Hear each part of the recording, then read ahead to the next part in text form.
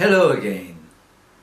Well, I think we're on our 13th or 14th video now, so we're over the midway stage.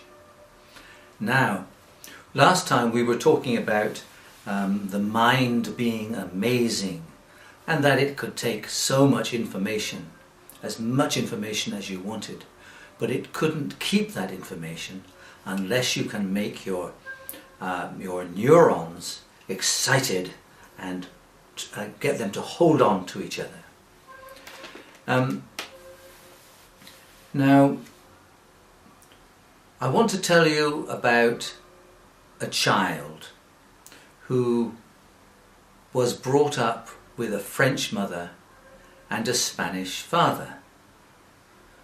They both spoke English and they lived in England, and the child went to an English school. So the French mother wanted her child to speak French, and the Spanish father wanted his child to speak Spanish, and of course they all wanted him to speak English. So how could they make this happen? Well, when the mother was alone with the child, she spoke only French, and if the child responded in English or Spanish, she would take no notice. She would look blankly. Eventually, the child realized that when he was alone with his mother, he needed to speak French. The child was so young, of course, 2 or 3, that the child didn't think of it as a different language. It was just a different way of speaking.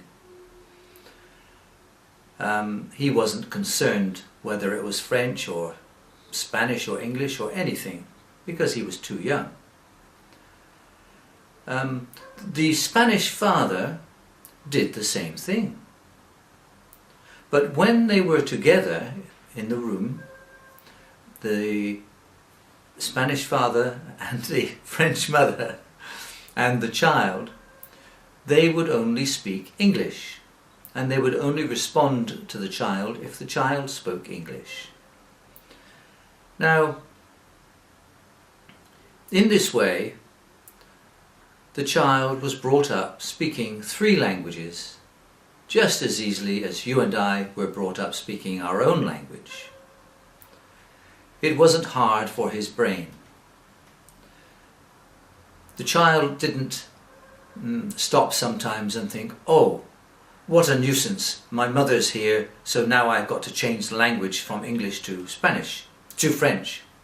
Or my father's here, so, oh, now my mother and father are here, so I have to speak English.